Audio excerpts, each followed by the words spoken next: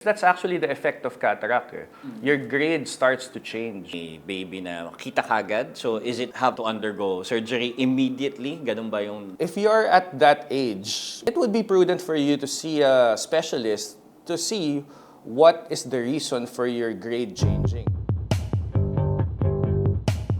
So Doc, when we talk about cataract, ano exactly yung nangyayari sa mata when we say na may catarata yung isang tao? Our eye has a natural lens, okay? Sort of the same thing as like a camera. When it starts out, the lens is naturally clear. When cataract grows, the lens actually opacifies and increases in density, causing our vision to be blurred. The same way if you imagine like a normal camera, if the lens was somehow opaque or dirty, the quality of the picture and hence the quality of our vision will become somewhat distorted and blurred. Normally, even for perfectly healthy people, this is a natural process of aging. So as we get older, as our eye gets older, it naturally has these kinds of changes. It starts at about 55 years old, slowly increases and gets worse as we get older. Normally, the initial treatment at the start,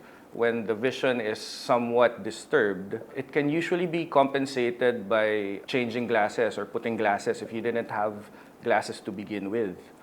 However, when the density and the opacity increases to a certain level, glasses would no longer correct the vision. And that's when cataract operations come in. When you say yung there's this some form of deterioration, how can it be differentiated from the normal na paglabo ng mata as compared to a diagnosis na cataract? Initially, at the beginning of the changes in the lens, it's actually indistinguishable from a regular grade because that's actually the effect of cataract.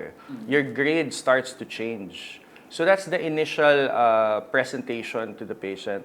Your vision starts to get a little bit blurred, but then he goes to the optical shop, and then when they refract him and prescribe him, all of a sudden everything's clear again. At a certain age kasi, especially if you never really had a grade to begin with, your vision's more or less stable naman eh. So these changes that happen when you get older are most likely already due to beginning cataract formation, especially at that age, around 55 to 60. Almost indistinguishable from a regular change in grade at the beginning. Normally, patients actually notice that it might not be a normal grade anymore when even after they try to refract their eyes, the visual quality is still substandard or not good enough for them. Do we have like different types of cataracts o isang klase? The normal age-related cataract usually starts from the center. We call that the nuclear cataract. Honestly, I tell all my patients not to be afraid of cataract. That's one, because everybody gets it. So at a certain age, especially when patients come to you, they're all 60 plus, and then they're so shocked at the diagnosis when you tell them they have cataract. I tell them, let's check all your friends. They probably have it too. The difference is just the level, so to speak. There are also other ways that people can acquire or get cataract aside from the regular age-related cataract. One of the more common conditions is diabetes. With diabetes, the cataracts usually grow from the side. It's usually a cortical cataract. When we examine it with our instruments, there's a distinct pattern. But it also actually presents the same way for the patient. So vision will start deteriorating, the grade will change, and then if it gets to a certain level, the grade can't compensate for it anymore. So it's the same evolution. But diabetic cataracts, especially for patients whose diabetes is not controlled, tend to have a faster progression. Even though I say everybody will and can get cataract, nobody can really predict the progression. Some people, they're 90 years old and they're still seeing well. It doesn't mean they don't have cataract. It's just not at the level that it needs to be operated on. Now, however, if you have diabetes and your sugar is not controlled, obviously it's a sort of like effect of the diabetes. So it'll keep going and keep growing, and it tends to grow at a faster rate and level. Now, add to that the normal cataract of aging, because it'll happen at the same time at a certain point, diba? So it tends to progress a lot faster. So Doc, you mentioned about cataract is related to old age. Saan naman pumapasok yung cases wherein we have infants that are diagnosed with cataract? There are a few reasons for that.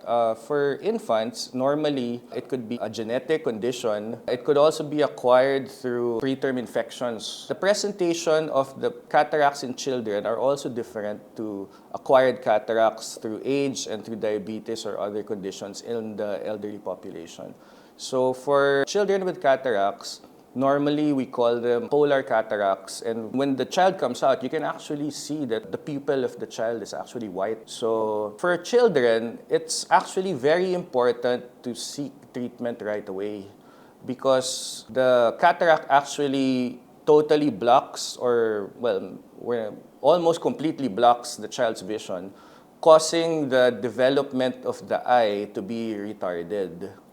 Okay, so it needs to be removed before a certain age so that the normal development of the eye can proceed. Or else, if they remove that at a later time, the eye won't be able to develop anymore because it's going to miss its moment. So the vision will still be substandard.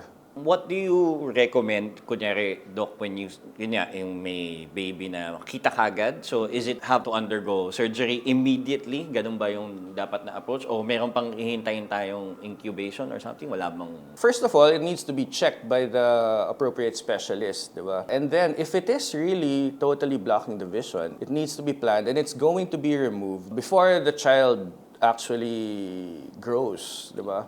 Because we're after the golden period of eye development. Okay, once kasi the eye starts to develop and it's not seeing properly, there's going to be a tendency for amblyopia, which is when the eye can't see and can't be corrected to its full potential anymore. Kwento nyo sa amin, paano ba yung necessary screening for people, let's say, yung whether it's for kids or yung para sa matatanda, yung para ma-check yung condition ng eye related to cataract? It starts with the mother, diba? Basically, they have a genetic screening the first trimester.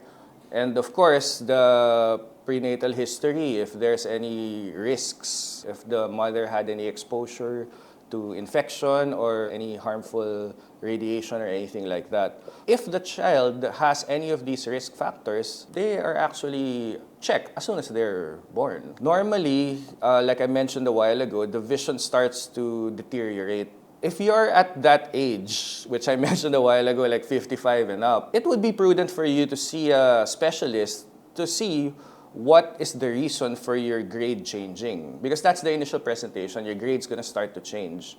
And you may think it's just a normal grade because when they put the glasses on you, everything's clear again. But why is your grade changing at that age when it hasn't really moved or changed before that? Now, it doesn't mean that just because you have a cataract, you need to get an operation. That's actually a misconception. That's what people are always afraid of. Just because you have cataract doesn't mean you need an operation. If it's perfectly correctable with eyeglasses, or by changing your grade, or even if it's not perfect but it's satisfactory to your daily activities, then there's actually no need to get the operation. For adults, getting the cataract operation, the timing is not really as critical as for children. Unlike children, adults already have perfectly developed eyes. And the operation of the cataract is actually the same, whether it's done early or done a little mid to late. Diba? I just tell patients actually is, just don't wait naman until it's like blocking your entire eye because then it complicates everything. But anything in between is actually the same operation. That's why it's actually classified or counted as an elective procedure. What exactly happens to the eyes when it's undergoing surgery? Ano yung kino-correct nyo? Well, since the pathology is all about the lens of the eye increasing density, opacifying, hence blocking your vision, the operation is actually removing that lens, removing that cataractus lens, and replacing it with an artificial lens. Modern cataract surgery is done with micro-incisions. It's almost minimally invasive. So we make small incisions on the cornea or the front of your eye to reach the lens. We peel off the covering of the lens, break the lens into tiny pieces, and then use a machine to take those pieces out. After that, we insert artificial lens to compensate for the lost lens. In advanced cataract surgery, the lens that's implanted can actually even make your vision better than it was before because it can actually correct all the underlying refractive errors that was there to begin with even before the cataract. That's something also to consider for patients that want to live glasses-free, so to speak, di ba? So, ibig sabihin, marami ka na natamaan dun Yeah, sa so parang natanggal mo na nga yung cataract, nawala pa lahat ng grado niya. Parang gano'n, di ba?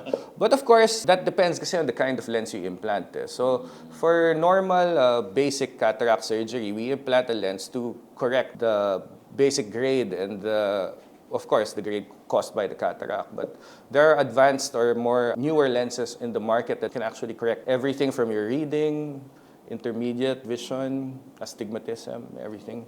Okay. And how long would, let's say, a normal recovery period would last after this type of an operation? Well, everything depends on what happens during the operation. Patients will see well within 1 day to 1 week. Okay, so it's actually very fast depending on the swelling. But that doesn't mean actually that everything's healed already. Normally, we ask patients to avoid strenuous activities and heavy lifting just so that the wounds won't open or the lens that we implanted won't move. We usually ask them to avoid those activities for about 6 weeks. If you're talking about, kunyari, yung process ng surgery, Doc, for let's say a normal correction nung sa problem sa cataract, would laser eye treatment work the same? Okay. Yeah, I get that a lot from my patients. Okay, so for laser eye treatment to correct someone's grade, what we actually do is we use a laser to change the shape of the cornea, which is the front of the eye, outermost part of the front of the eye. So we change the shape of the front of the eye using the laser to compensate for the existing grade of the patient. So essentially, it brings the patient's grade back to 0. But if you remember, when we were talking about cataracts, the problem is not actually just an existing grade. It's because the lens itself is opacified. So even if you laser or you ablate or you laser the front of the cornea, the cataractus lens is still inside. You can correct the grade at that moment in time, but the cataract is still there. It's still going to grow. So it's totally different from LASIK or laser refractive surgery. Okay. So, Doc, if this is the case, kunyari, well, it's deterioration, meron bang ways to somehow prevent or take care of your eyes para hindi mapaaga yung onset ng deterioration? Is there such a practice ba that you can tell people about? Well, generally, living a healthy lifestyle helps with everything, diba? But it's degeneration So mostly there's also a genetic factor, diba? You should avoid medicines that can hasten cataract formation. Most common is steroids. So steroids like for asthma, other diseases that are treated with steroids. Also diabetes. If you're diabetic, you have to keep your sugar controlled or else the cataract will form basically faster, diba? But otherwise, it's really something that can't be controlled. Aside from those external factors, because it's really natural degeneration. But that being said, the rate is not the same for everyone. So some people can have cataracts that grow really fast and they need surgery at an earlier age. Some people naman, they'll get cataracts, live with it for the rest of their lives, happily or productively. So it's not a reason to panic just because you have it. We just have to monitor it, do what we can, and have a good conversation, doctor and patient, on the patient's needs, when the right time for surgery will be, if it is necessary.